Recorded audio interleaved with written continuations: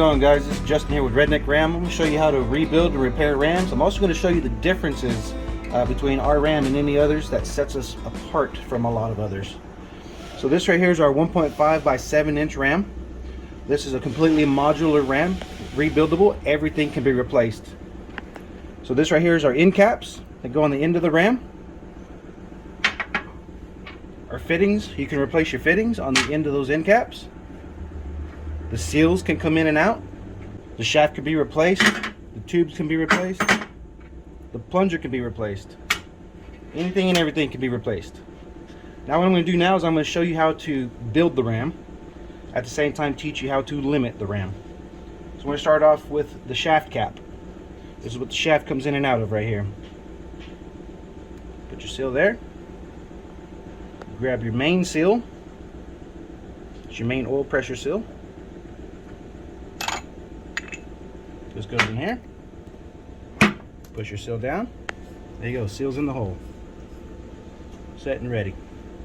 And you take your wiper seal.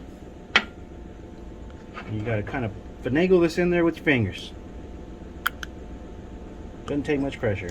And there you go, you're done with the shaft seal. You take your end gland.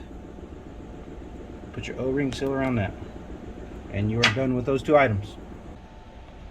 Take your wear ring, you snap it right on place, just like that. Take your O-ring,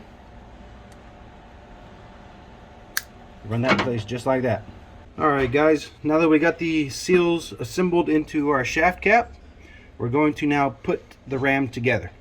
You will need some blue Loctite. You will also need a 7/16 coarse thread bolt, 3 inches longer. All you're using it for is a leverage.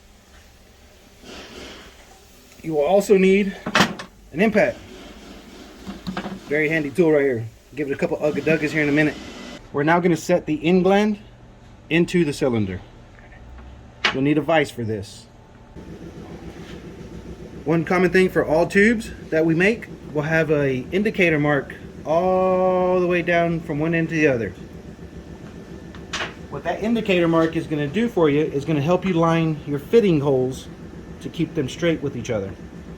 So what you need to do is put blue Loctite on your thread. It doesn't take much, but all you need right there, just a little dot. Me personally, I like to kind of stretch it around a little bit from here and thread it in as far as you can go. Once you get it nice and tight due to the seal, you take that bolt that I was talking about and you invest it into the fitting hole. Once you get that set, you're going to use it as leverage to line your fitting hole up with that score mark that we placed on the tube. Once you get that set, you're done with that side. Alright, now that we got the end gland attached to our tube and lined up to the score marks to the fitting holes, now we can move on to the next step, which is to install your shaft cap and plunger onto the rod. Alright, so what we got here is 2 pieces of wood, our bench vise and our shaft. You're going to sandwich your shaft into the bench vise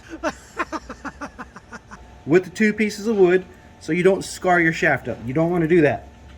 This is our shaft cap. Be sure you have your plunger end sticking up. Your shaft will slide down the plunger side. There you go. Now let's say if you wanted a limited ram. Okay, let's limit this 7-inch ram down to 6 3/4. Now that you have your end cap on, now we limit internally. Alright, so what you're going to do is you're going to find, we locally use these, Ace Hardware stores, where you find these at, 1-inch diameter with a 5/8 hole. You're going to take a 1/4 inch worth of washer, since we want 6 3/4 stroke. You're going to figure out where a 1/4 inch is. So we need to take off 2 of those. There it is. That's pretty close to right on the money, 6 3/4. So you're going to take your 1/4 inch worth of washers, slide it down the shaft. You are done with limiting your ram. Now to finalize this piece, you're going to take your plunger and lock nut. You can take your plunger, screw it onto the plunger part of the shaft, Take your lock nut, set it on right there. No Loctite is needed for this. You're using a lock nut to hold it in place. You're going to take a 3/4 inch socket. You're going to place it on your little impact there. We're going to give it some ugga-duggas until it locks down. That's a good indicator to tell you that you got thread showing. Means your lock nut is down. If you want to verify that, you can grab it and see if it comes undone. If it doesn't move, you're good. Now we move to the third step, putting it all together. All right, so what we're going to do now is we're going to put a little bit of assembly goo on our piston here. Take you some WD-40. Kind of shimmy shake while you put it in the hole. Sometimes you have to use a soft blow hammer, sometimes you don't. We're going to need one on this one. We're going to give it a little bit of love tap here and get it going. Once you get it going and that's set, you're now going to put blue Loctite on your thread.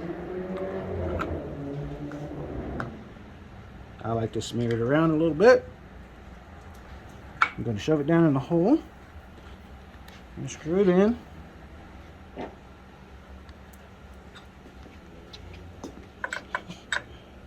You can use your 7/16 bolt as leverage.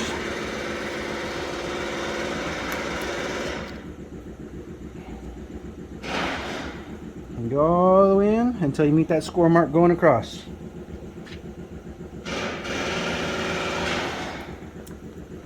Once you meet that score mark going across, you now take your bolt out.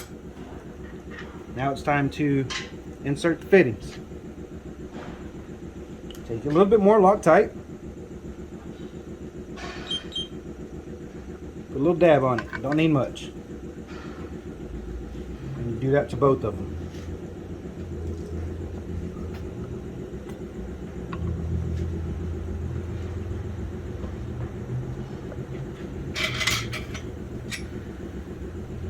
You take your 5/8 wrench, box wrench,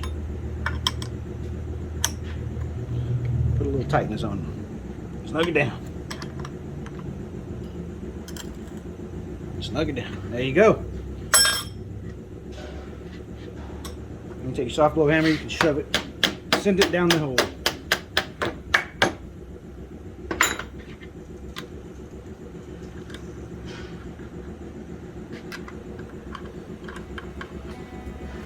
There you go, my friends. All right, ladies and gentlemen, now that you've seen the 1.5 Ram be built and assembled, it has custom specs limited to 6 3/4 on a 7-inch Ram stroke. This will come assembled and ready to rock and roll to you. These are other company Rams.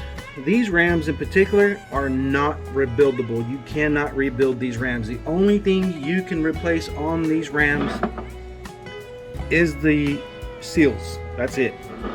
They have welded in bungs. Their plungers are in fixed positions. You can't do much with them. They have one shaft cap. That's the only thing you can take off. Our Ram is completely modular.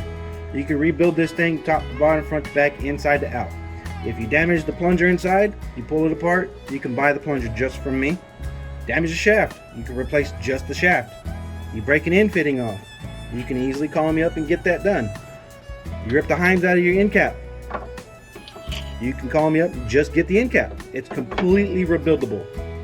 Totally set apart from any other Ram in the world currently. The best thing about the Redneck Ram, it's made here in-house in the great state of Texas. Thanks for watching, and we'll see you on the next one.